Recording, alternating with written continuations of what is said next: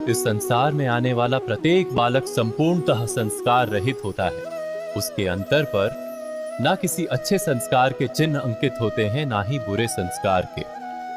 अर्थात जन्म से बालक में ना कोई गुण होता है और ना ही कोई दोष।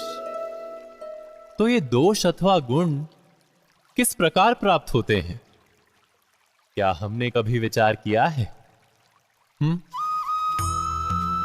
जो बात माता पिता के मुख से निरंतर सुनी जाती है, वही बात उनकी संतानों के हृदय का संस्कार बनती है। जैसे किसी गांव में नदी तट तक एक पगडंडी बन जाती है केवल उस मार्ग पर बार बार चलने के कारण। अर्थात माता पिता के हृदय की इच्छाएं उनकी संतानों के हृदय का दोष अथवा गुण बनकर जन्म लेती हैं।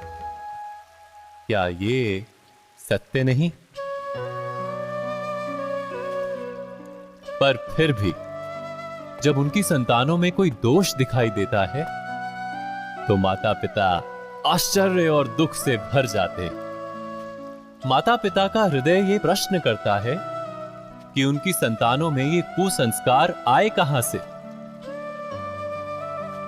सत्य तो यही है कि माता पिता अपनी संतानों को अनजाने में ही कुसंस्कार के बीज दे देते हैं, जो उनके संतानों की हृदय भूमि पर कुसंस्कार का वृक्ष बनकर उठता है। अर्थात अपनी संतानों को सुसंस्कारी और धर्ममय बनाने की आशा रखने वाले प्रत्येक माता पिता को प्रथम अपने हृदय की इच्छाओं पर अंकुश रखना क्या अनिवार्य नहीं? प्रत्येक माता पिता इस पर विचार अवश्य कीजिएगा।